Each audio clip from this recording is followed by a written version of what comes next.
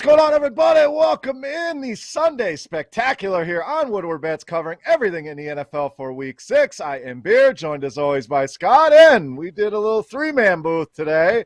Beastie joining us here. So, fellas, we have bye weeks coming up. We have injuries to discuss. We're going to talk about our favorite bets, our favorite DFS plays, some tough sit-start questions. But let me get some housekeeping out of the way before we get to you guys.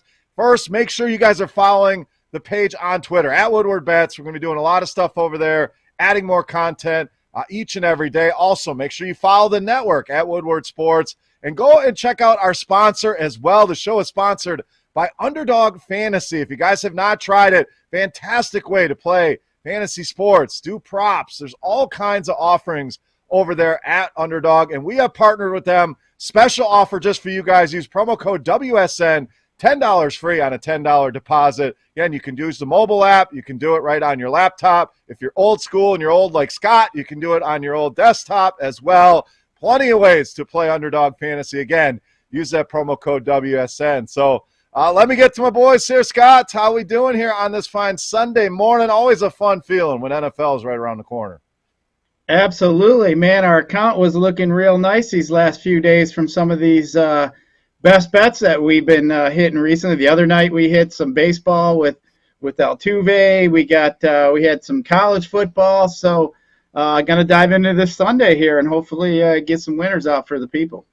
Yeah, absolutely. That Altuve, I know you called the RBI. I had the plus 400 home run. I put some giblets on that one, so was happy to hit that one. So let's stay on a roll here. But Beastie, first three-man show, and the first show that you and I have done together. So you've been killing it. So excited to bring you in here and get everybody's outlook here on Sunday. How we doing this fine Sunday morning? Absolutely. Thanks for having me. I was very humbled and very overjoyed when I saw you came back with Scott. You said shout out to Chris for helping. And again, anything under the sun I do for you boys, and even at Woodward here. So again, thanks for having me. And look, I got the Swift jersey in the background. The ship has kind of sailed on the Lion season, but we have the Red Wings looking good.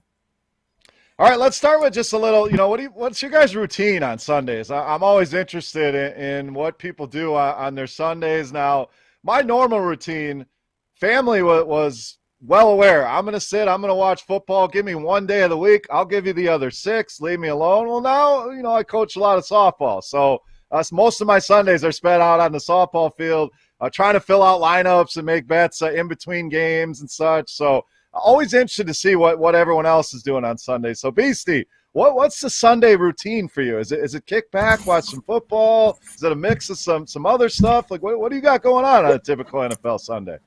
Well, come to find out, a few years now, I'm sure you two can attest to this too, always writing and broadcasting, and people are asking you all these questions. When lock hits, busy leading up to lock, broadcasting, just double checking some stuff. And then when lock hits, I disconnect. No computer, no phone. I rest, relax, maybe put a football game on or two. But I love to just lay around, rest, and then really dig into like the 4:25-ish games, Sunday night football and the later slates. In the afternoon, I'm completely checked out, resting and relaxing. Love that. There's nothing like, especially if you're, I like to watch Red Zone, but there'll be them days you watch a game, it's kind of boring. You kind of drift in and out, little naps here and there. Scott, you're the old man among us. I know you take a lot of naps, so I know that's a part of your Sunday routine, but what's your typical NFL Sunday look like? Usually get up in the morning. I usually have an idea of what I'm looking at for my day. Then I just recheck that injury report. Like last week, some news comes out that could really flip the slate or change it, like with Madison. But generally in my mind, I already have myself mentally prepared. What if this happens? What's going to be my move? What guy am I going to be looking maybe to take out of my lineup, swap out? So I'm already kind of prepared. So generally it's just some last minute to make sure I'm happy with what I got.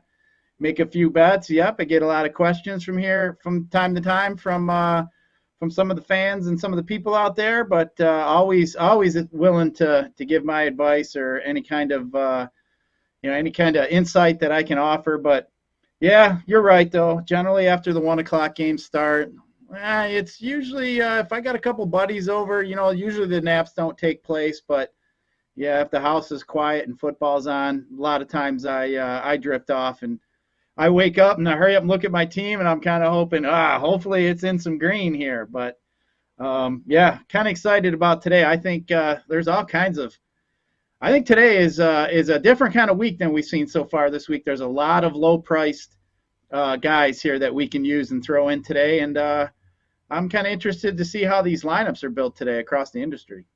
Yeah, a lot of value running back. So let's cover some of the major injuries that we've already kind of known about. We knew Nick Chubb from Friday was announced out, so it looks like Kareem Hunt is ready to take the full workload there. Still questionable. We'll get the official injury report here shortly within the next couple hours. But if Hunt's ready to go, I think he's probably a cash game lock. We'll discuss as far as tournaments how you want to handle that.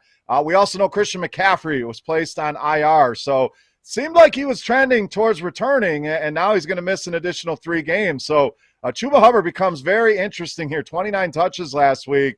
They're going to give him that workhorse role like we saw with Mike Davis last year. So I really like the spot for him this week, even in the matchup with Minnesota. So those are the major ones. Tyreek Hill, we're still keeping an eye on there in that matchup with Washington. Did return to practice on Friday, but dealing with some of those injuries, a quad injury is not easy. So Mecole Hardman could be nice value. We know Darrell Williams filling in for CEH, another value running back. We know Damian Williams also placed on the COVID list. So that leads us to Khalil Herbert, even more value at the running back position. We have Cliff Kingsbury with COVID, won't be coaching Arizona. So outside of that, a lot of questionables and stuff. So we'll kind of work through both scenarios. If a guy misses, what do we want to do? But as we wait for that injury report coming up here at 11:30. So, guys, let's get into the games here for the week. Before we do that, make sure you guys head over to Tin Roof in Detroit, 11-1. All the guys are going to be there for the Lions pregame show. We're talking Maz, Ryan Armani, Braylon Edwards, Joik Bell, all in the house. So, again, Tin Roof, look for the Woodward Sports Network guys, 11-1 covering that Lions game. And this, guys, that's exactly where we're going to start. We got to start with the local team here. So Cincinnati coming into town here. -3.5 are the Bengals, 46.5 on the total here. So, Scott, we're going to start with you. Lions have been battling. You got to give them that. We can make all the jokes. They're not winning. Your head coach is crying. We could throw out all these cards, but the point is they've been very competitive here in the last couple games. Last week on the road looked like they had that win at Minnesota, who is a playoff caliber team. The week before that, they had Baltimore beat until an NFL record field goal takes them out. Now they play a Cincinnati team here who's playing well, playing with confidence. Probably should have beat Green Bay last week. I think most people would say Cincinnati's going to roll here. I think Detroit puts up a fight in this game. So a lot of plays I like in fantasy. I like Detroit plus the 3.5. Call me crazy here, Scott. What do you think? You're crazy. That's for sure. You're crazy, my friend. I think the Bengals are going to pretty much roll here. I mean, that injury to Ragnow, I think, is really bad for the Lions offense. But, yeah, I think Burrow's in a really good spot here. I think Burrow and Chase are a really good stack in DFS. And I'd bounce it back with Swift. I mean, Swift has been getting a lot of the snaps here recently, and I think he's going to get a lot of dump offs today. So I really like Swift. I mean, I think this 3.5 is a pretty cheap price to pay for the Bengals. I mean, it almost looks too easy, and I'm just not going to fight it. I'm just going to go with it. I think the Bengals are going to roll them here. I think they're going to win by over a touchdown. I just think the Bengals are way better than the line shows here. I don't know. I think the Lions are getting a little bit of love just because of the fight they put up here recently against some teams. But, yeah, I don't think they're going to get there today. I think the Bengals are going to roll them. You're just a pessimistic Lions fan. Let me get to Beastie. Maybe he's a little bit more optimistic here about this. Detroit plus 3.5. Now, Scott, I don't disagree. I love the Bengals offense here in DFS. It's season long. You're starting all these guys. You're starting Chase, starting Burrow. T. Higgins, don't worry, he's going to be fine. Even Joe Mixon, I know there's some concerns. Well, no Samaje Perine here. How much are they going to work Evans in? I love Mixon as kind of an off-the-radar DFS play. Love the Burrow double stack with Chase. And then you can throw either Higgins or Tyler Boyd, more so on DraftKings in with that, and run it back. I'm with you with Swift. It's tough to trust Hawkinson right now. I think Amon-Ra St. Brown is decent value. So, Beastie, this one lines up well in DFS. And are you with me on the Lions plus 3.5? Or are you gonna side with the grumpy old man over there and be pessimistic about these Lions?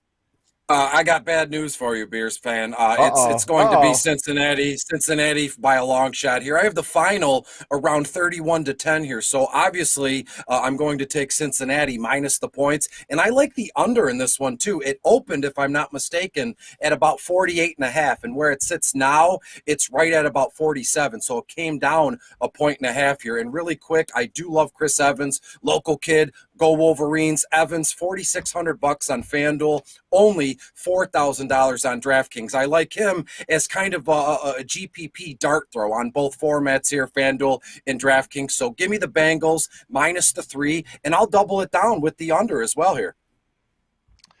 All right, I guess I'm on Detroit Island, and maybe it's because it's not my team, and you guys have been through these wars already, and no, but would not shock me to see Cincinnati roll here. I think the Lions are going to come out fired up, and the way they've been competitive, basically losing games by a field goal. Maybe they do lose, but they keep it close. They cover that 3.5. So let's move on to our next game here. We'll move away from the local team. We'll move to another game. Pretty high spread here, and then this one definitely has blowout potential here. Houston traveling to Indianapolis. We got a 10-point spread here in favor of the Colts, 43.5 on the total. So, Beastie, we'll stay with you on this one. As far as Houston last week, you know, almost beat New England. Probably should have won that game. So we can look at it that way. We can look at it on the other token is this is just not a very good football team. So I tend to side with Houston. I'll likely stay away from this game as far as betting. I could see Houston being competitive. Do I really want to put my money on a Houston Texans team? Not really. I could see the Colts blowing them out as well. So don't have a strong lean on this one. So we'll probably avoid it. The guy I do have a strong lean on here, though, I love Jonathan Taylor in this spot. Huge home favorites. I know they're working in Marlon Mack. Hines gets work more so when they're down, which I don't see happening here. But this feels like a game Jonathan Taylor can go nuts. I don't think he's going to carry a ton of ownership in DFS this week, Beastie. What do you got in this one? Well, again, I'm always look at these games from a DFS perspective, and I even furthermore from like the bottom of the barrel. I'm always into these low-owned guys nobody gives a crap about, and for that matter, I think Davis Mills is a great play in DFS formats this weekend. Indy is 20th overall against opposing quarterbacks. The kid is $6,700 on FanDuel, only $5,200 on DraftKings, and let's just stack him with David Johnson. If this guy has anything left in the tank, let's pour it all out against the Colts with a banged up secondary here. David Johnson, $5,200 on FanDuel, only $4,600 on DraftKings. In terms of the overall game, I know that this might not make sense, but yes, I'm staying away from a betting perspective. I'd rather just pluck out some plums in terms of DFS here. But I do have the Colts winning here, a tight one, 27-24, something along those lines here. So as I said, give me the kid at quarterback, Mills, and give me David Johnson. Just cross your fingers he has something left in the tank here. All right, Scott, which one's crazier, my Detroit plus 3.5 or Beastie's love for David Johnson, who it's tough to pull that trigger. I love when you pull guys out like that. I do. It's the low-owned guys that can really carry us. So just busting your chops a little bit. But, Scott, you on board with this David Mills, David Johnson combo here? Yeah, I don't think I'm going to use too many guys here for Houston as far as any kind of DFS. If so, I might look at Cooks just because he's getting such a high target share. But Chris, I really like what you're saying about Jonathan Taylor. I mean, Jonathan Taylor's got the perfect game script. Houston gives up almost 5 yards per carry. They're giving up 143 yards per game. I mean, that's quite a bit. You mentioned Marlon Mack. I'm kind of curious if maybe he'll get some run in the second half. I think they're trying to trade him, as you know, we keep hearing around the industry. I mean, they're going to have to showcase him a little bit. So I'm going to assume he's probably going to get in there, especially in a game where I think they should be winning. But I would lay caution to giving 10 points away from the Colts. I don't think the Colts are better than anybody by 10 points. I mean, I don't think the Colts are in one of those top echelon teams. I'm not believing it. I don't think they're 10 points better. So I kind of agree a little bit here with Beastie. Maybe not a field goal game, but I just feel that 10 is a little too high. But the only guys I might look at for any kind of DFS is, like you mentioned, Jonathan Taylor. Might consider putting Pittman in a deeper type. If I was MMEing, had quite a few teams. I mean, Pittman is getting way more targets than Pascal, who's actually second in targets. I believe it's like 15 more. And Pittman's had 6 or more catches in his last 4 games, so he's obviously getting the opportunities. So I don't mind that. But I would like to at least think Houston would have to stay in that game for me to play Pittman. But I really do like Jonathan Taylor here today. Yeah, both pretty cheap on DraftKings. I mean, Taylor's up to 7,500 on FanDuel. I still don't mind paying that price. Really want touchdowns over there, And even if Mac does get the run in the second half, it's likely because Jonathan Taylor already has a couple touchdowns in the bank. But 6,600 on DraftKings, we know he can catch the ball out of the backfield. And then you mentioned Pittman, 5,500. I think there's going to be a lot of great mid-range wide receiver plays this week. He's certainly one of them against this Texans secondary. So sounds like we all lean a little bit to Houston, but don't feel too great about it. And, again, it's a lesson, and you don't bet every single game. We're going to talk about it a lot. Too many people try to bet every game on the card, and that's not the way to do it. You find your few favorite games and you roll with them. We'll have more strong leans as we go on. I promise you that. This one just not the best of leans for any of us. So let's get to another game. I got a pretty strong feeling on this one, but I'm going to let you guys open it up. Minnesota and Carolina, our next game. We got Minnesota -2.5 here in this one. Total sitting at 45.5. So, Scott, we'll stay with you. Again, news-wise, no Christian McCaffrey. Sam Darnold coming off an awful game after looking great to open the year. Finally has that return to Jets Sam Darnold. I heard the word Adam Gase a lot this week in talk. So does he bounce back? I think DJ Moore's in a phenomenal bounce-back spot here. Other side we talked about, Minnesota survived. They should have lost that game. Detroit goes for 2.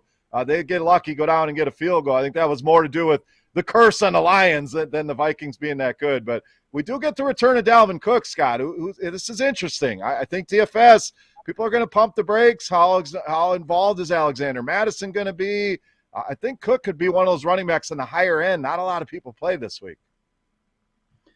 I agree with you on that point. I think a lot of people think that Carolina's defense is really stout too. So I think you're right. I think you're going to get Cook fairly low owned. I mean, especially on this slate, we don't have Henry. So that is definitely, something here that we haven't seen yet this year. I mean, as good as Henry's been. But, I mean, man, with CMC, how frustrating is it to be a season-long owner of CMC? I went through this same crap last year with him. I had quite a few shares of him. Of course, if you had him, you probably drafted him number 1 overall. And it just was like a tease every week. Yep, he's going to come back. Nope, he's not coming back. Yep, he's going to be 3 more weeks. So I feel since I yanked him out of practice on Thursday, I think he had a setback. They're just probably not really talking about it. And then to say he's out 3 or 4 more weeks, that's really, really concerning if you're a CMC owner. But, man, Chuba come out. I mean, he's had he was at 80-some% of the snaps. I mean, it looks like they're just put him in there. But I will say one thing. I kind of like it's just hard. I do like Cook more so. I mean, I kind of like this Panthers defense as far as against the pass than I do more so than I like Cousins and Jefferson and Thielen. And Jefferson is banged up a little bit. So I think they're going to have to rely on Cook a little bit more in this game. I mean, Carolina only gives up a league low, like 180-some game yards passing per game. It's really low. And then, too, I think, with Chuba, I think this game's going to be a game that the clock's going to be running a lot. So I do like the under here. Minnesota's given up the 12th most points to running back. So I think for Carolina to stay in this game, they're going to have Chuba involved quite a bit. So I really like Chuba Hubbard as a play today, especially at his price. But going to be definitely interesting. I don't think you're going to see Minnesota zipping it around the yard as they normally like to do. I love Chuba this week. DraftKings 5,900 I think is a phenomenal value. It's tough to get 29 touches at 5,900. You just don't see that every day. 5 targets 3 weeks ago, 6 last week against Philly. We know the running back role in this offense is so valuable. And I saw a stat, McCaffrey's missed like 20 of Matt Rule's 25 games or something. I don't have the exact numbers, but you're right. If you held that 101, again, banging your head against the wall. I mean, you had to make the McCaffrey draft pick, but it's coming back to bite you. So, again, another reason to go check out Underdog Fantasy. Guess what? You can redo said draft and start at week 6 all the way through the end of the season. Make sure you use our promo code WSN, that little redo draft. Always a lot of fun. So, Beastie, let's go to you here. A lot of options here in DFS. We talked Chuba Hubbard, who I really like. Scott likes as well. I mentioned DJ Moore really bouncing back here. Justin Jefferson never really seems to have a ton of ownership. Dalvin Cook, I think, will go lower owned on the high end of running back. So Any of those guys tickle your fancy? And I know you like to find the underutilized, underowned guys. Anyone else we haven't talked about yet? And I knew this was going to come up. So in my preparation for the broadcast this morning, I knew Cook was going to come up. So I absolutely looked up his ownership percentage. On FanDuel, he's probably going to be, as it stands now this morning, he was at about 6.5% owned on FanDuel. On DraftKings, that's the move. He was just under 4% total ownership on DraftKings. So to me, Cook, more so a play on DraftKings over FanDuel. In terms of the other players here, I love what you said about DJ Moore. He's been like a bright spot for me in terms of personal fantasy sports, seasonal DFS. DJ Moore only $7,600 on FanDuel. DraftKings DJ only $7,300. And then from when you look big picture, this is one of those games where I don't have a strong view one way or another. Because again, this line opened up, if my notes are correct, Minnesota was getting 1.5 and now it looks to be Minnesota's minus 2.5 points here. So that kind of throws my mind crazy. I don't know what the heck could happen. Michigan State, Kirk Cousins, never liked the guy. And who knows? I mean, he's played awesome. And looking at this game, DVP wise for DFS purposes, Carolina's 10th overall against opposing quarterbacks. So will this be a game where Kirk Cousins puts up 3 touchdowns, or is this going to be a game where Kirk Cousins leaves us with 3-4 interceptions and negative points? I just can't get a pulse on this game. So for that factor, I'm going to fade this one completely, boys. I'm going Carolina. I'm going money line here. I don't mind taking the 2.5 points, but I like the money line in this one, kind of shopping around. And you can find it at, let's see, it's all plus 125 at DraftKings was the best odds I could find on it. So I think Carolina bounces back. I know there's worry about Sam Darnold. Is he going to regress now? It's one bad game. In Minnesota's defense, sure, it's been improved over the last couple of weeks, but I still think there's holes in that defense. So, yes, McCaffrey is a big loss. I think Carolina bounces back in a big way here. So, give me the money line here for Carolina. I think they win this one outright, so easily cover that 2.5. So, moving on, next game for us, we have – what do we got next? Chargers and Baltimore. Sorry, Rams and Giants next for us. Trying to skip a game here. We don't want to skip out on our boy Matthew Stafford. So Rams -8 here, 48.5 on the total. It's come down a little bit. It was Rams -9, -9.5, -10. Sounds like Daniel Jones back in the lineup. We know Sterling Shepard good to go as well. So the Giants getting somewhat healthier, even though they don't have Saquon Barkley in that lineup. The Rams look ready to go. So, Beastie, let's stay with you here. A lot of ways you can go on the Rams. You can take Stafford. You can double stack him with Kupp and Woods. Darrell Henderson looks like he's in a phenomenal spot, but looks like he's going to carry a lot of ownership. The question is, what do we do on the Giants side of things? Can we play a Kadarius Toney at an elevated price point? Can we try to make a Sterling Shepard work coming off an injury? So, what's your lean on this one, Beastie, Rams and Giants? Well, easy peasy on the Los Angeles Rams side of things. Matthew Stafford is just going to systematically pick this defense apart. And when you look at what else they have going on, Tyler Higbee, to me, if I'm crazy or you want to get rid of me, boot me out of the broadcast right now. But Tyler Higbee is one of, if not my favorite overall plays today. Tyler Higbee taking on the Giants. Giants are 28th overall against opposing tight ends, only 5.5 on FanDuel and $4,400 on DraftKings. Now, on the New York Giants side of things, I mean, their offense is in shambles in terms of injuries. It's nice to see that Danny Dimes is going to be back, that nasty concussion right at the goal line here. And I know a lot of folks, myself included, we have to take a long, hard, honest look at Devontae Booker this weekend, or today, actually. Rams are 23rd overall against opposing running backs. Booker only $5,900 on FanDuel, only $5,400 on DraftKings. So then which way do you turn? You're going to have just the one-off running back, or you could put Daniel Jones in there. But the play I like as well, it's not Kadarius Toney, because as you said, his ownership percentage is probably, and this isn't a lie, it's probably going to be 13 or 14%, which to a casual fan is like, what? That's still low. We're not, you never get 100% ownership. That's insane to me. But I love John Ross III. They've already started to work this guy in there. He was a first-round draft selection a few years ago, kind of just flamed out in Cincinnati. But look, look, Ross, $5,400 on FanDuel. This is crazy, only $3,100 on DraftKings, as I said, against the Los Angeles Rams team that's 18th overall against opposing wide receivers. So as I said, I love the idea of Booker in the same game. Booker, Ross, and then you can double it down with Tyler Higbee on the other end of the game here. In terms of an overall, finish in this one, the Rams just blow the doors off in this one. I think that the Rams, put up 35 points or so, and the Giants 14 to 17 points here. So again, ownership for me in terms of these Giants that I named off, not going to be high, but just if anybody else out there right now just needs a cheap flyer at running back or needs a cheap flyer at wide receiver, look at John Ross, look at Booker.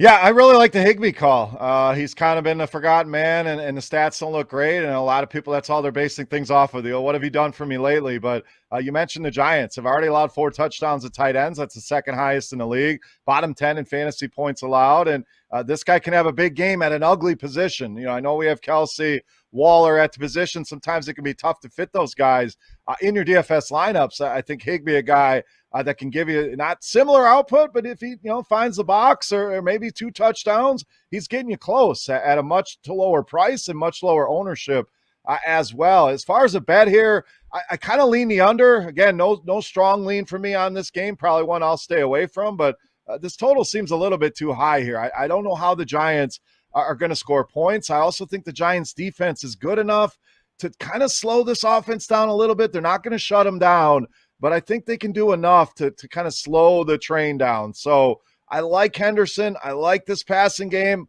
But, Scott, I'm not in love with them here this weekend. I think this could be an uglier game than this total kind of indicates.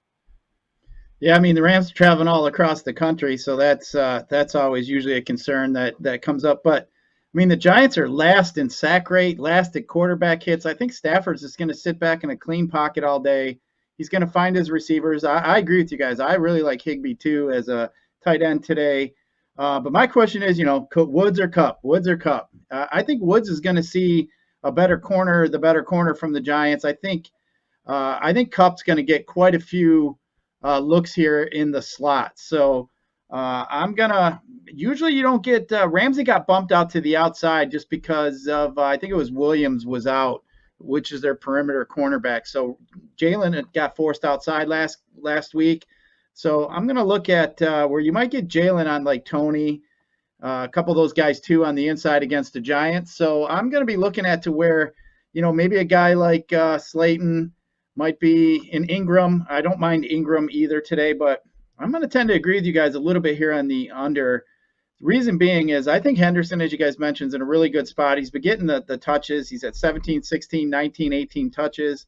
And the Giants give up the 10th most points to running back. So I wouldn't doubt here if you see the Rams get out, then they're just going to start handing the ball off. And I think this clock's going to be running. So I really like that. I think they're going to try to grind one out. So, yeah, I'd have a lean toward the under here as well. All right, moving on to our next game. This one should be fun, guys. This is one of the best games of the weekend. A, just to sit back and watch, but B, for fantasy purposes as well. We got the Chargers traveling to Baltimore to take on the Ravens. Ravens minus 2.5 here, 51 on the total here. So, Scott, we're going to stay with you. This is one of those who's not in play in this game. We have Lamar Jackson playing at an MVP level. We have the Chargers not able to stop the run. I think Latavius Murray could be a sneaky option on a FanDuel. We have the return of Rashad Bateman, minimum price, $3K wide receiver on DraftKings. No Sammy Watkins in this one, so he's intriguing. Chargers, we have the typical guys. We know Herbert's playing at a high level. We know Eckler's playing at a high level. We'll see if Mike Williams is able to give it a go today. And I think Keenan Allen is in a bounce-back spot here. So, Scott, a lot of ways that you can go with this game here. Who stands out the most for you? Anybody you're fading in this one? Looks like a fantasy bonanza here with the Chargers and the Ravens. Yeah, I agree with you here. This is all kinds of goodness in this game. But, the Ravens are on a short week. They had that Monday night. And, man, they give up 402 yards passing to Carson Wentz. So I think this game definitely has shootout potential here. I mean, man, it just looks like, everybody was talking about how Jackson can't throw the ball. But we've seen him all season so far just throwing it around the yard. He looks really good. Can't discount what he's been doing. I mean, especially, with Brown. But you mentioned these Charger pass catchers, man. Mike Williams has just been an absolute beast so far, and I just don't understand how a lot of times I'm looking at a lot of these optimizers, and Keenan Allen's popping higher than Mike Williams, but I mean we see it week in and week out. Mike Williams is the man over there. But as you said, we got a little injury issues, which I'm going to watch. But yeah, this game here has all sorts of fantasy goodness. I mean, it looks like Lamar Jackson just doesn't even trust his running backs at all. So I think he's just, on those read option types, he's keeping himself. He's throwing the ball a lot. So I think this game definitely has shootout potential all over it. And as our guest we had earlier in the week, Rashad Bateman's going to give it a go today. He's really cheap, so I don't mind throwing him in there with Lamar Jackson today. But yeah, I think, and another guy here too, I think is going to be pretty low owned. That's not really being talked about as much is Austin Eckler. I kind of like Eckler here in this spot, especially in a game we're going to expect some points. So I think Eckler is going to be a low owned running back that you might be able to look at this week. Yeah, for sure. The combo I like, and I'm hoping Mike Williams plays, and I like going to Keenan Allen here, Beastie. Mike Williams has been phenomenal, no doubt, but if he is banged up, maybe he's limited. The targets have still been there for Keenan Allen. We just haven't seen the big blow-up game. You're starting to see them separate in price. We got a $1,700 difference on DraftKings where those receptions are so valuable. I don't think Herbert's going to carry a ton of ownership. I don't think Allen is. If Williams is out, that changes. Everybody's going to go to Keenan Allen. But if he's in there, I like going with the cheaper Keenan Allen. On the Ravens side, I mentioned, I like Latavius Murray on FanDuel. The Chargers, look at what Cleveland did to them last week. Every team has really run it up. I know it's been a mucked up backfield for sure, but I think Murray, a guy that could score a touchdown potentially too here in this matchup. And if you're pairing Lamar Jackson, everybody's going to do it with Mark Andrews. I think doing it with a Bateman, Scott, like you said, at minimum price, it eats up some of that Lamar cost. It's also going to eat up some of that ownership on those Mark Andrews stacks. So there are ways to get creative with this one, Beastie. What do you got here with the Ravens and Chargers? And that's what I'm about. Get creative in this game because, as you said when you opened the conversation about this matchup here, it could be a fantasy bonanza. And in my lifetime playing fantasy sports, when someone says bonanza, we get dumped on, right? It doesn't. The final will be like 10-9 or something weird like that. Not expecting that here, but you have to look at ways to get creative. And to me personally, boys, I love the idea of stacking the tight ends in this one. Again, everybody's going to be on Eckler and Lamar Jackson. I love what you said about Latavius Murray. But what about Donald Parham Jr.? Did you know that Baltimore's 30th overall against opposing tight ends? And it looks to be Parham Jr. and Justin Herbert have some sort of connection. If you want to even take it a step further, put in Jared Cook as well. But I would prefer Parham Jr. And then in the same game, let's stack it with Mark Andrews here. I know that in terms of DFS purposes, I know a lot of folks in that flex spot or that super flex spot, they use it for a quarterback or a running back. But on FanDuel or DraftKings, why can't we roster Parham Jr. and Mark Andrews? Crazier things have been done. And again, as you put it, we have to look for interesting ways to kind of find points in this one and to just charge up the over-under here. So I love Donald Parham Jr. and Mark Andrews in the same roster. Yeah, Parham, it was reported, The Athletic was reporting yesterday that he's going to get more involved in this passing game. And guy's a massive red zone weapon. I believe he's 6'8". The dude is huge. So if his role is going to grow at the expense of Jared Cook, I think it makes sense for this offense. So any bets here, guys? I really like Baltimore in this one. The Chargers have been playing phenomenal, no doubt, but how many games can they keep playing like this? The line feels a little bit too low for me, and I think the public's going to be all over the Chargers, but another team traveling west to east at that 1 o'clock start, is that a thing? Is it not a thing? That debate will rage on for a lot of years here, but I really like the Ravens minus 2.5 in this spot. You guys got any leans on the spread or the total here? I don't mind your Ravens call, to be honest with you. I mean, especially they got the best player on the field. With Lamar Jackson, you might want to argue with somebody might argue Herbert, but man, Lamar Jackson is just something else. He took that game over himself last Monday night. He literally won that game pretty much by himself. So it's hard for me to bet against guys like that. It's so frustrating if you bet against him and you're just watching him just eat you up and he's the best player on the field. To me, sometimes that's a frustrating situation. This game here, though, Yeah, I mean, I think it's such a good game. I think I'm gonna. There's some other better spots here. I think I'm just gonna kind of stay away. But if I had to lean, I think I would go Baltimore. Beastie, any call on this one? Yeah, if push comes to shove, I'm going to go with the Chargers on this one. People are fawning all over the head coach, and rightfully so. This guy is fantastic. He gave, this like empowered press conference after all the things that went down in Las Vegas. So as it stands now, the Chargers, they got something special going on with Herbert, their head coach, and Eckler here. So I don't feel right betting against Herbert and the Chargers in this one. Fair enough. Let's move on to the next one. Another one should be a lot of fun for fantasy. We got the Chiefs traveling to Washington to take on the artists formerly known as the Redskins here. And injury here as well to keep an eye on. We mentioned Tyreek Hill. Sounds like he's going to give it a go. We also have Terry McLaurin, who is going to be a game time call on this one. So 2 premier wide receivers banged up. We have no CEH on one side. We have Antonio Gibson dealing with a potential stress fracture. So Beastie, let's stay with you here. Again, a lot of ways you can go in this game. Yeah, I think a lot of people are gonna pull the double stack with Tyreek and Kelsey. I think McCole Hardman could be very viable here, 4,200 on DraftKings. If Hill's banged up at all, this guy's gotten a ton of targets. This Washington secondary, I mean, we could probably throw a touchdown against them the way they've been playing. So Washington side, I like McLaurin. I think Ricky Seals-Jones is going to be a popular tight end streamer this week. So similar to the last game, Beastie, a lot of ways that we can go with this one. How are you handling this high scoring affair here, Chiefs and the football team? I've been licking my chops over this game for about 10 days now. I was already looking ahead in like week 4 or 5 to this matchup here. And when you look at Kansas City, they are just absolutely atrocious on defense. If you were to walk up to someone and just say, "Hey, do you know about the Kansas City Chiefs?" First thing they would do, boom, Patrick Mahomes, Tyreek Hill, Kelsey, that offense is fantastic. Nobody pays attention to how bad their defense is, meaning the Washington football team should be okay to move the ball around in this one. And in terms of DFS purposes, I love the idea of Tyler Heineke today. Kansas City 31st overall against opposing quarterbacks. Tyler, $7,300 on FanDuel, only $5,800 on DraftKings. And I know you mentioned it about Scary Terry F1, however you want to put it. He's kind of banged up. He's questionable. We'll see how that goes. Regardless, I think we get a big time game out of J.D. McKissic, who is only $5,200 on FanDuel, and JD only $4,800 on DraftKings. Now, to me,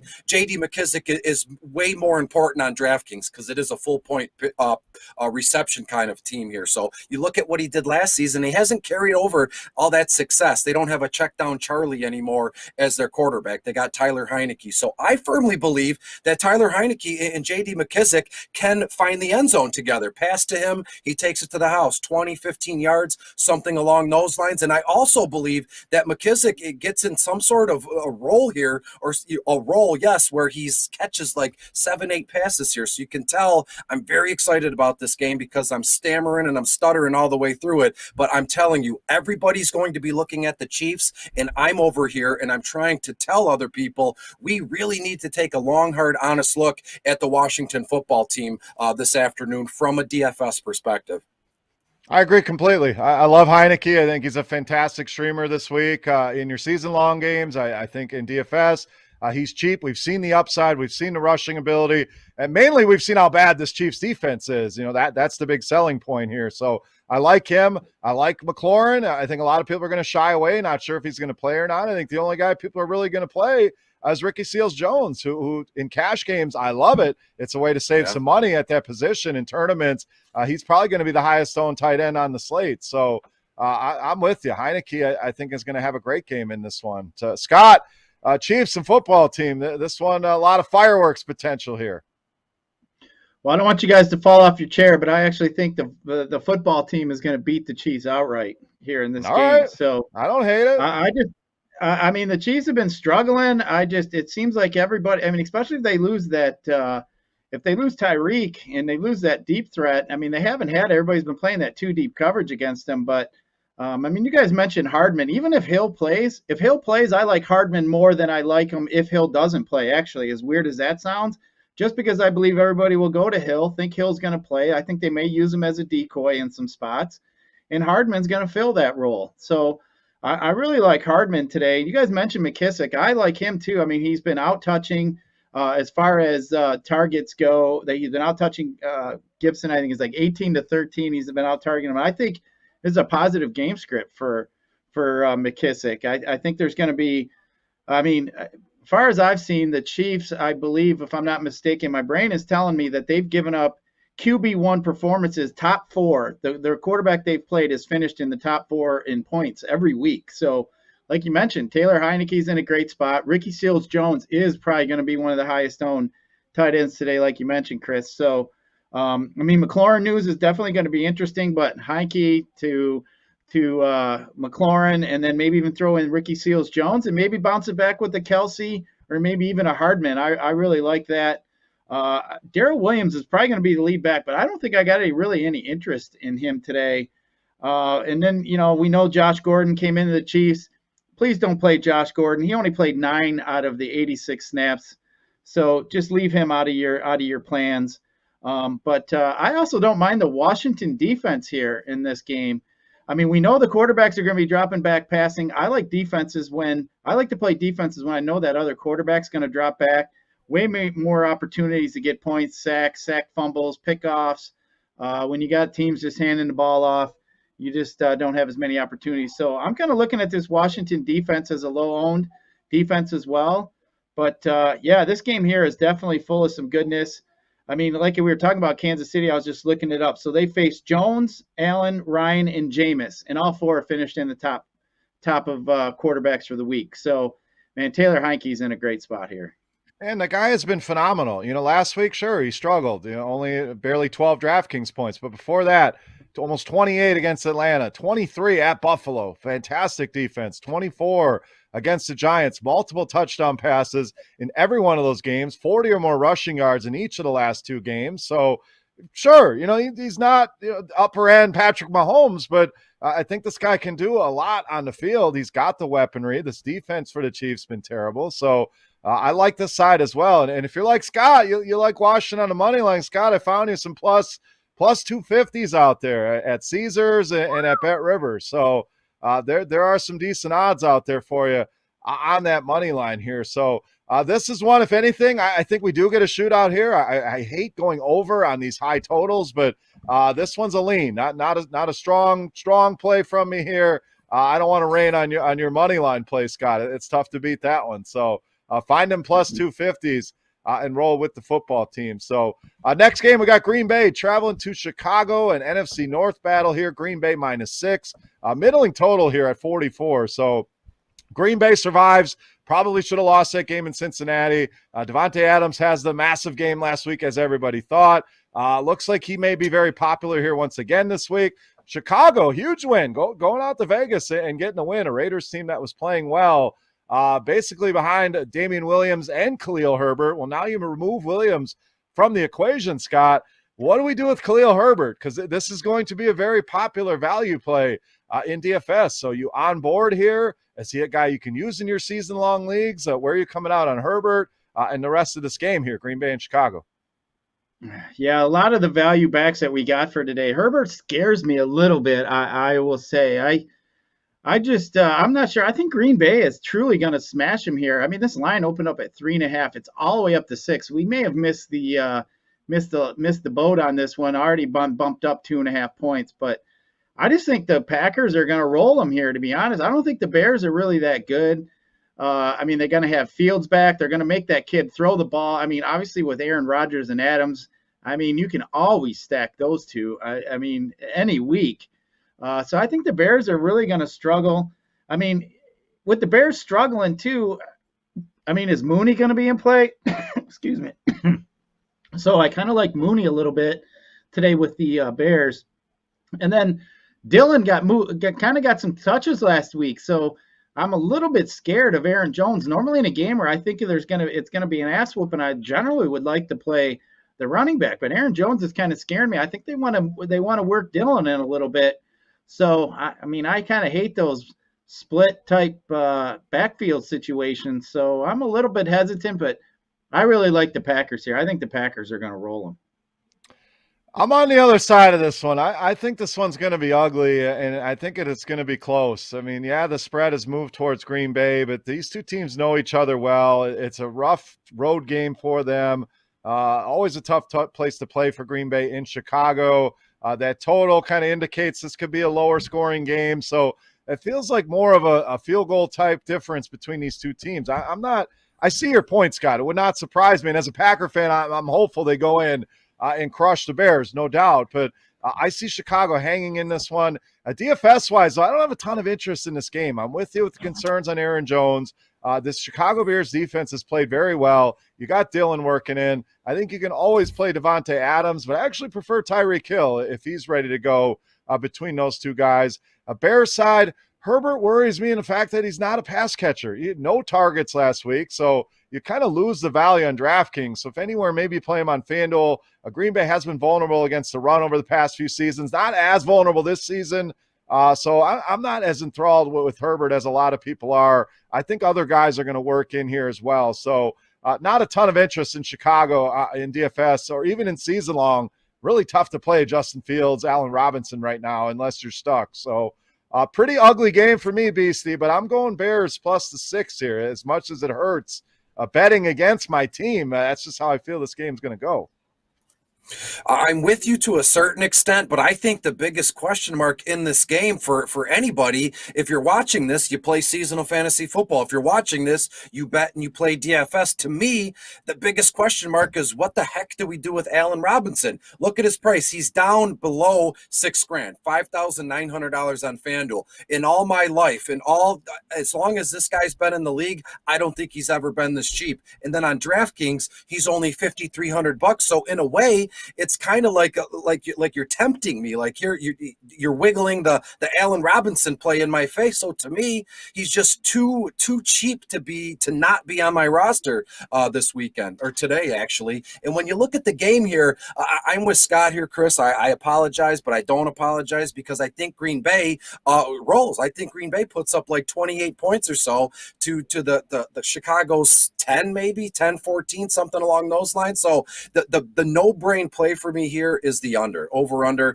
You look at it now, you can see it on the screen down there, 44 points here. I believe it opened up at 45.5, so it's come down a point and a half. That tells you something about the betting habits this past week here. So again, I love the under here, and if I had to, push comes to shove, I would look to put Herbert in there. We were on him last week. Now he's back. Very high ownership, a cash game, or excuse me, like a GPP game lock probably for about 14, 15 carries in this one. Doesn't catch passes, as you said. But one more thing, I'm just going to eat it. I'm going to eat his price, and I'm going to roster Allen Robinson the second today, and we'll see what happens. If he doesn't produce this week, then it's done and over for him and me. The relationship between Allen Robinson and I will cease to exist if he does nothing today. There we go, Alan. So if you're listening out there, you better get it together, or Beastie's local guy sending you that breakup text. We are donezo. So I like Darnell Mooney. There you go. I like Darnell Mooney in this one. Same kind of theory. Justin Fields, nice deep ball. No Jair Alexander, so that secondary is a little thin. So I don't hate the A-Rob call. He's cheap, $5,300 on DraftKings. So both sites under $6K. Never thought you'd see the day. But, this one just kind of ugly. So let's move on to another game here. We have Arizona and Cleveland. -3.5 for the Browns, 48.5 on the total. So I mentioned Cliff Kingsbury out with COVID. I know Arizona's dealing with some issues. I know DeAndre Hopkins has been dealing with an illness. We haven't gotten word. Is it COVID? Is it not? So we'll have to keep an eye on that. On the other side, we know Nick Chubb's going to miss this game. So, guys, let's just cover the elephant in the room. Beastie, I want to stay with you here. Kareem Hunt. Cash games, I think that's easy. Yes, you put them in tournaments. We're talking 50, potentially 60% ownership here on Kareem Hunt. Do you eat this chalk? Do you go a different direction? What's your lean here? I don't, on this one, I don't think there's a wrong answer. It's just interesting to see. Some people will play it. Some people fade it. So where are you coming out here on Kareem Hunt? I don't want to use Kareem Hunt today. It's just something about that where, as a boy, or I guess anybody in their life, most folks, if they put a big red button on the wall, it says "Don't touch." It's like a cartoon. Everybody's got to touch it. The world explodes. Things just go nuts. That's what Kareem Hunt is for me today. Everybody's going to be on him, and so again, there's really no edge to be gained by playing Kareem Hunt here. I could think of. I won't waste our time here, but I could think of probably 10, 15 other running backs I would prefer over Kareem Hunt, not from a talent perspective, not from a volume perspective, but from a ownership perspective. Everybody knows, especially you two here and anybody that's watching this, DFS is all about the edge, and it starts with ownership. The ownership is like the one puzzle piece in the whole, kind of picture of things that it's not negotiable. So to me, Kareem Hunt at his ownership, way too high, way too expensive for my taste. So to answer your question, very long-winded way around the subject, Chris, I'm going to fade Kareem Hunt just because he's going to be on everybody's roster. So again, it's like you hear DFS buzzwords, fantasy buzzwords. He's a free square. Yes and no, but not for me. I'm fading Kareem Hunt just because of the hoopla around him.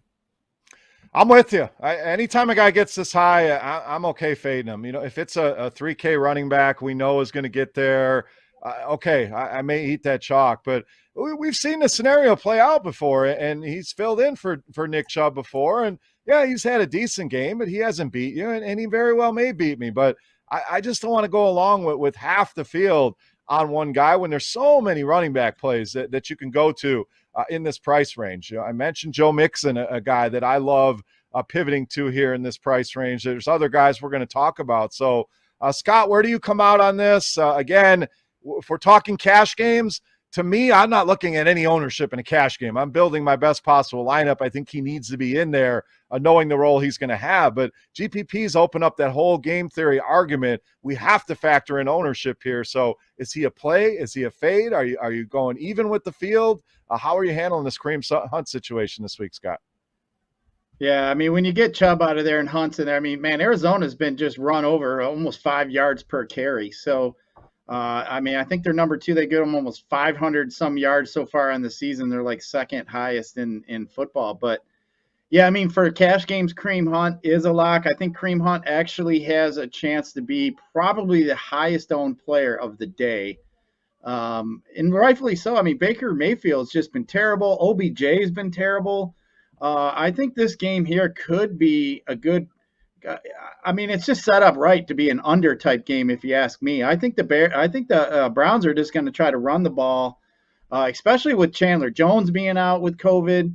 I think that's going to really affect that defense of the Cardinals with that front end of that defense. So, yeah, I think Hunt's gonna get quite a few carries here today.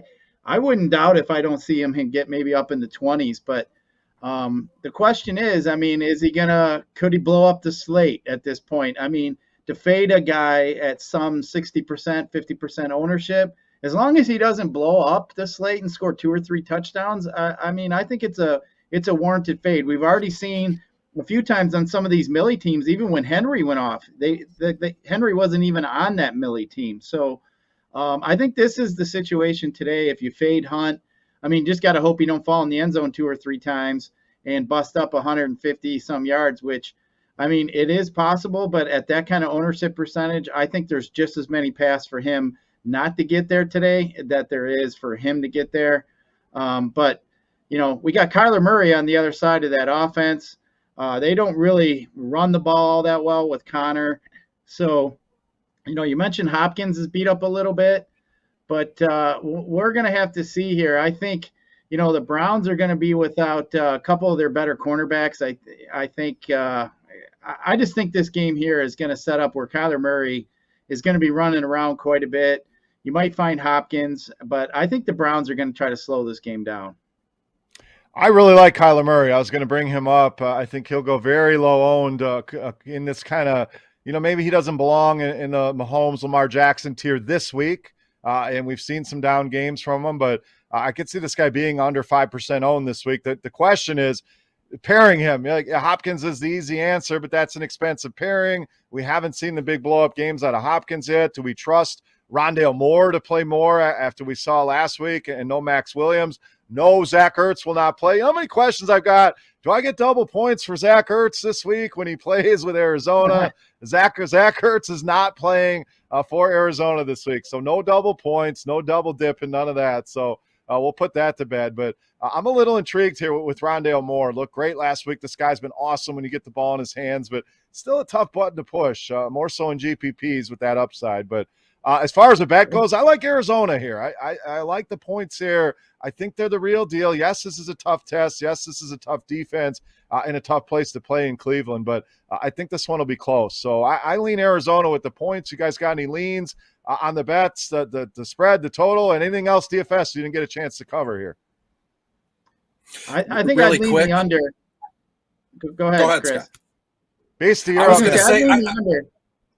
Exactly, and I think the allure with Kareem Hunt has always been because Nick Chubb is on. Nick Chubb takes away so Kareem Hunt can do it. Left to his own devices, Kareem Hunt hasn't really been all that special to me from what I remember. Don't rake me over the coals. It's just something that I'm remembering from my mind. In terms of the betting, me and Scott went back and forth. It was real weird there for a second, but yeah, I'm with you, Chris. I like Arizona and the points here. It's both you guys just excited about this game. That's all. So, all right, let's give Scott the floor here. What do you got, buddy? I'll bring up one thing about Rondale Moore. I was watching that game, and it's not really been talked about much. I think Kyler Murray dinged up his shoulder a little bit. And I if that's the case and he is a little bit sore, Rondale Moore becomes even more important because they're going to want to dump him off in some quick screens and stuff like that. So, yeah, I like the Rondale Moore call just because, like I said, I think Kyler Murray's dinged up a little bit. All right, 2 games left here. Let's move on to the Raiders and the Broncos next. We have Denver -4, 43.5 on the total. Obviously, we know the story with Vegas, the whole John Gruden saga. We don't need to get into all that, with the emails. And point is, new coach here coming in, a divisional game here. 2 teams that started out red hot and have kind of come crashing down back to earth. So, Scott, what gives here? I know you're pretty passionate about one of these teams not being very good and this line kind of being fishy. So I'm feeling a strong take coming on here from you. Yeah, at first when I was looking at this game, I thought the Raiders, they're going to try to maybe play for Gruden today. You didn't really see any of the players come out and chat, kind of just put any kind of blame. You didn't really see him throwing Gruden under the bus. So I think the Raiders might come out today. I think a lot of people are going to say, oh, they're going to play with the narrative that, a lot of distraction. They're not going to have time to prepare, yada, yada, yada. But I really think the Raiders are going to come in here and beat Denver. I mean, this is a rivalry game between these two teams. I like Denver's. I mean, the Raiders spot here. I mean, the line's gone up from 3.5 to 4. I'm not a fan of Denver here. I mean, they don't really have much of a running game. They're still trying to put Melvin Gordon in there for whatever reason. They should be playing Williams more. But yes, that Denver defense is pretty good, but I just think they're going to have a hard time with Waller. And like I said, I think you're going to get Vegas a little bit more focused than you would think they're going to be. And I'm not buying into that narrative that with all the turmoil that's gone around them this week that they're not going to be prepared. I don't believe that one bit. I think it's a division game. It's going to be easier for them to prepare for a division game. So I think I like the Raiders here. I'm gonna jump on the total here. I like the over in this one. I know Denver's got a very good defense. The Raiders have played well at times, but I think these offenses are a little better than people give them credit for. So I think the Raiders are going to be able to go in, score some points here, whether it's Darren Waller, if Josh Jacobs actually looked healthy last week. I think Carr bounces back here. Ruggs, the deep threat, we know Denver's had a few issues with that.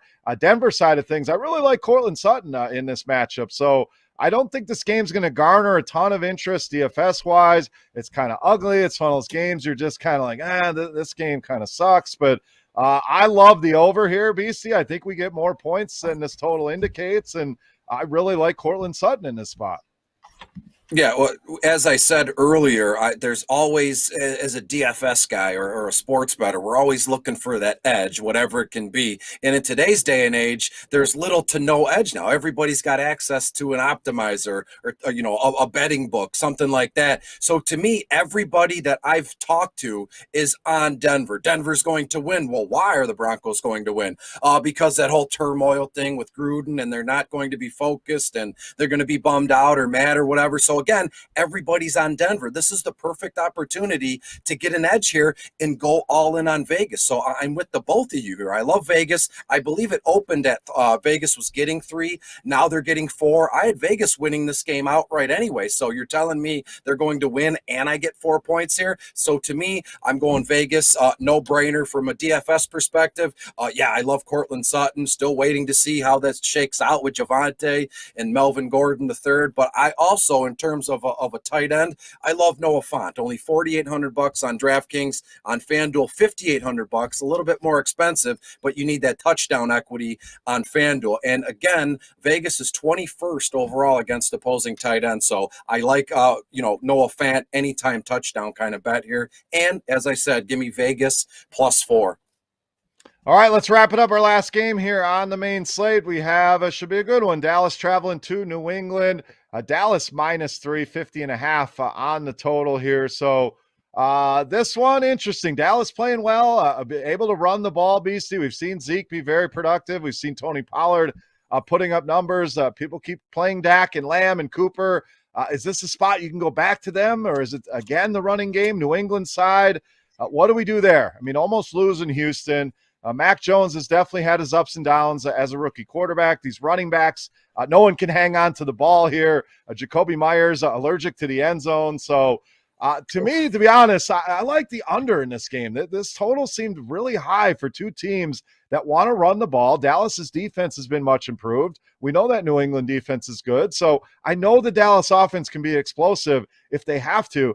Is New England going to force their hand, though, and make them go to the air here? That's where I have concerns. So really like this under here, and I really like Zeke as a guy no one's really talking about this week.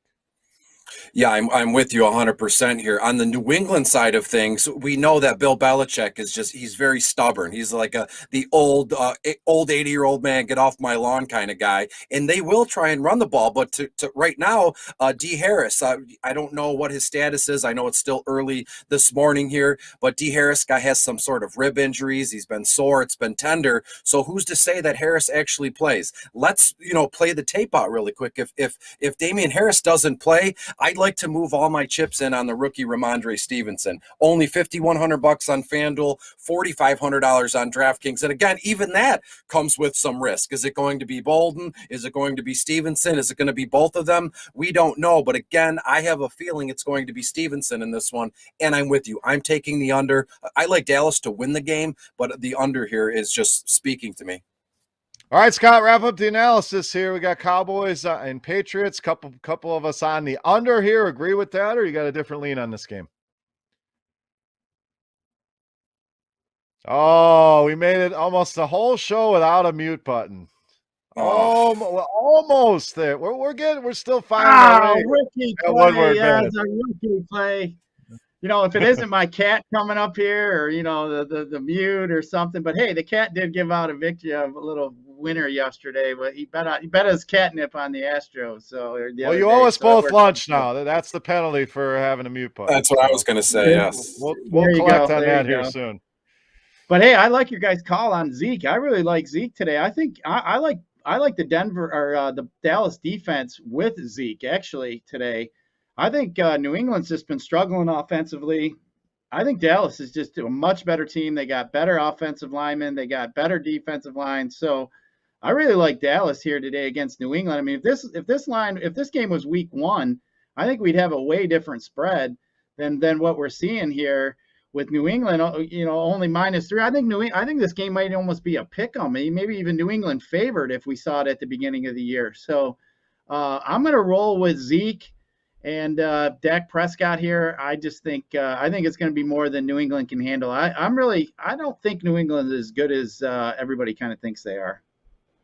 All right, that will wrap up the analysis game by game here of week 6. We're not leaving yet, though. I want to recap some of our best bets, some of our favorite plays of the week, kind of tie everything into a tidy bow here. So, Scott, best bets for the week. Well, what do we got here in week 6? Well, I am going to roll, as I said, I'm going to bet on the Redskins on the money line here. I think the Redskins are going to beat the Chiefs today. Call me crazy. And then my other best bet today is the, sorry guys in Detroit, I'm going to have to roll with the Bengals. I'm taking the Bengals, going to smash the Lions today. Sorry, I know you guys like that. You might like Detroit, but I just think Burrow and Chase and company are going to be a little bit too much for the Lions. So that's where I'm going. And a couple player props I might be looking at is McKissick's receiving yards for Washington. I like that. And then one other play that I may mention, I do like Zeke's rushing yards today. So those are a couple player props you guys might be able to jump on. All right, Beastie, what do you got? Best bets for the week.